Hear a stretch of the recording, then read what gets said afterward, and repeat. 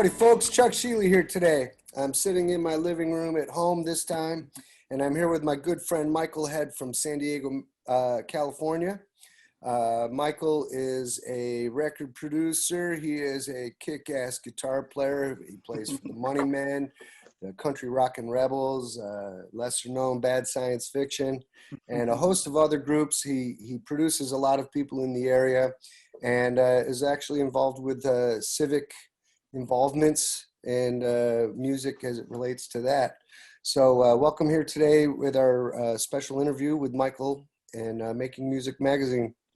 Howdy, Mike. How you doing? Good morning, Chuck. How you doing, my friend? Doing real good. Thank you. Thanks for having me.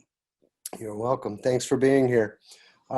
So during these times of COVID, we've all been a little sidelined. I'm used to seeing you bounce all over the stage, all over a whole city.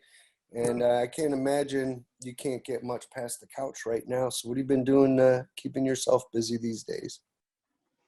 Yeah, man, you know, it's been tough. It's been tough for everybody, I think.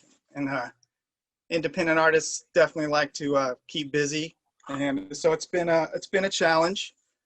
I've had a couple little projects we've done remotely, so that's been good. I released a single and a music video, so that's been cool. So just kind of trying to keep it grooving, what I can do here from the home base. Good. So you've been a guitar player for a long time, and you have a background. I mean, your background involves a formal music education. Can you tell our readers about that a little bit? Oh yeah, sure. So I went to GIT in Hollywood, otherwise known as Guitar Institute of Technology. It's part of Musicians Institute there, and it's an amazing program. It's a degree program you can get now. You know, they do guitar, bass, percussion, vocal, and recording. I was sort of in there on the early part of the recording, so it was neat to watch them sort of build a studio from the ground up and how that went. So studied with a lot of great players. Let's see, like Joe DiOrio, Paul Gilbert, Ross Bolton, endless amounts of good, amazing players that taught me more out front of school than they did in the classroom, so to speak. I think that's the truth. When you really get out there and get on the edge, so to speak, you learn a lot out there on the edge of really doing it. Yeah, just hanging out and talking for real, you know? So that was good. That was cool. Got out of LA after a while, though, and ended up back here in San Diego, not too far away. Good. Now I've played with you before quite a bit. I mean, you know that, but our readers don't. So with that said, one of the things that was always special about your playing to me is your uniqueness, and you can do things let's see, how do you say it? You can do weird things in familiar ways, or familiar things in weird ways. Tell us a little bit about your approach, like, you know, from guitar, from the musical technique standpoint, or as it relates to your choices with your instruments and gear and stuff like that. You know, because like I've looked at your paddle board, it looks like NASA, you know, like what's... It's funny, people look at it and it's actually pretty simple if you break it down. There's not actually that much going on. There's certainly a lot of people that have crazier pedal boards than I do, you know, but the truth is I'm a simple player. I play from the heart. A lot of technical things have never really interested me, you know, as much as something that came from the soul. So I've always kind of brought it from this, and to me it's just like, this is just what I do.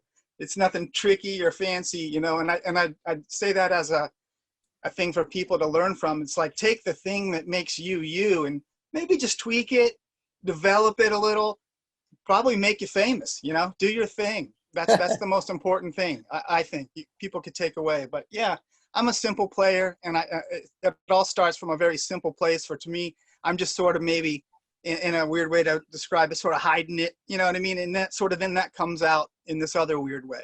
It's a funny thing. I was doing some sound-alike recordings lately, and they wanted a couple that sounded like certain bands, but I was thinking like if I try to sound like Steely Dan, it's still going to come out this crazy way. It's not going to be Steely Dan. You know, I could try to sound like a certain way, but because it's you, because it's your fingers and your touch and all that good stuff, you know, and sometimes that's a neat way to make stuff. It's like, okay, let's try to think this one way, but it's going to come out this other way. And you got to kind of be comfortable with that.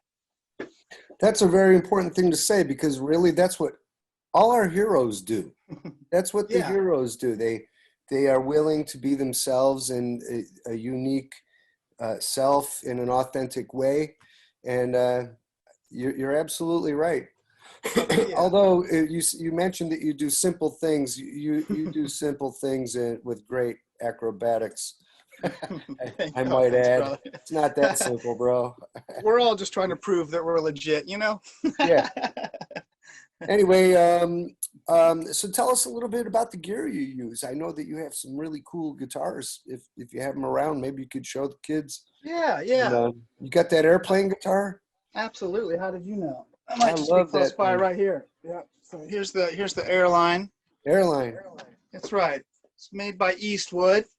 They were originally made by, imported by Kay and Valco and some of the older 50 style guitar companies, and they were sold through Montgomery Wards. So you could go to Sears and get a Silvertone. You could go to Montgomery Wards and get an airline. So Eastwood remade these they were originally plastic, pieces of plastic that were bound together. So this is wood. Eastwood took mahogany and they've bound two pieces of mahogany together. So it's chambered. Anyway, it's a fun guitar to play. I really enjoy it. I got it for an amazing price on eBay, and I love it more than I ever thought I would. I was a longtime Les Paul guy. It was the only guitar I brought with me from the East Coast to the West Coast. It got me through music school, all my first gigs with you, as I'm sure you'll remember.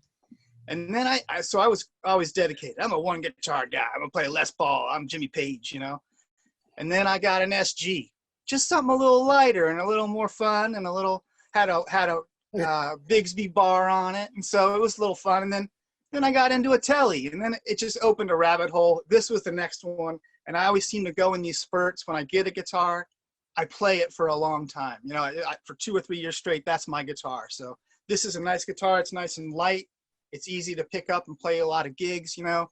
And it's just as I like to say, sort of infinitely playable. It's just a really playable guitar. It's a sweetie for sure.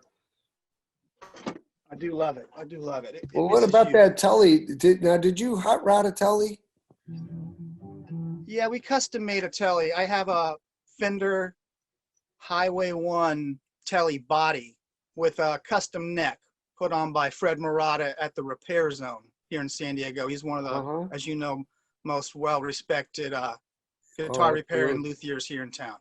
Yeah, that's a special guitar. That guitar appears on some of the stuff we did, and I remember every time I hear that guitar, I like, wow, what the hell is that? It's a great It sounding is a guitar. magic. It is a Yeah. magic guitar. There's something about it. Like I said, once I got that, I played it for several years straight, just because it was just so easy and fun to play, and it has sort of a magic tone in it. It really does. It's Mhm. got a neat tone. Can you hear this? Yeah.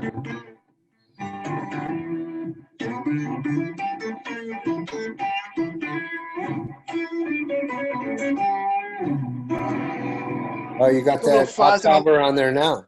yeah, just give you a little taste of the upcoming tip there. That's great.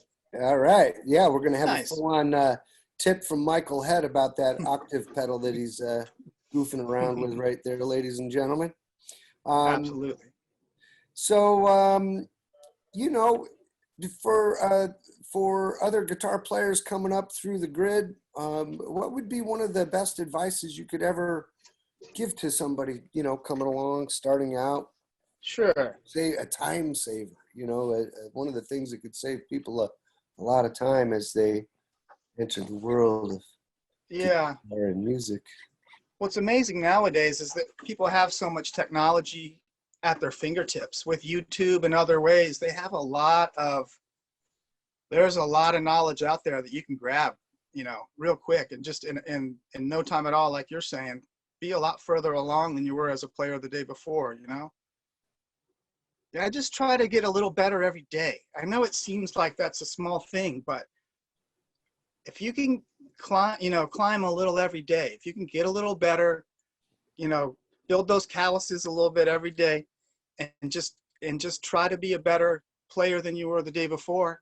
It's the same as life. It's pretty easy, you know. Then it'll kind of present itself I think that's also great wisdom. That's always been my approach, to be more of the tortoise than the hare. You know, I mean, one thing a day. If you do one thing a day towards your dream, eventually your dream comes true, and you're trying to keep up with it anyway. So that's a great way to go about it. Practice every Absolutely. day. I might So, have learned that from a cool guy I know. so Excellent. Mike, I also understand that you're doing very well with good things in your community, and you're making nice things happen for the community, and you're also being, recognized for your good effort. How's that going? Tell us about that.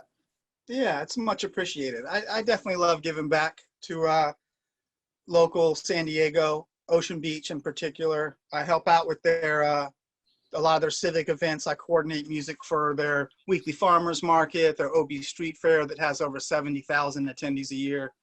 Let's see, weekly restaurant walk and stuff like that. And it's just sort of a way for me. When I moved to the West Coast, I moved to Ocean Beach, and then I moved to LA and came back. So it's full circle for me to come back and be a part of it and give back to OB as much as I can. It's been challenging during the pandemic. We haven't been able to have our events in person. They've been doing some as much as could remotely. So it's been a challenge, and I want to get back at it. I do miss it day to day. I've been part of the St. Patrick's Day Parade and Festival we have here, which is the largest one in the Western United States, west of the Mississippi. It's a huge thing. 10 bands, 10,000 people. It's a really fun thing. So it's just a way to give back, be part of the community through music, and do our thing. For now, what I've been doing too is through my single and my music video that I put out, I'm giving back to Feeding America and Feeding San Diego. So proceeds have been benefiting that. And I just got a message from them that we've donated over 1,500 meals as of this week, which I was excited to hear about. So people should really get out there, give to your local food banks, give to Feeding America, or you probably have a local feeding organization near you. And it's really important nowadays. I mean, it's just unreal to think that in this world, in this country, as smart and sophisticated as we are, that food would be a problem. So I think it's good to All right.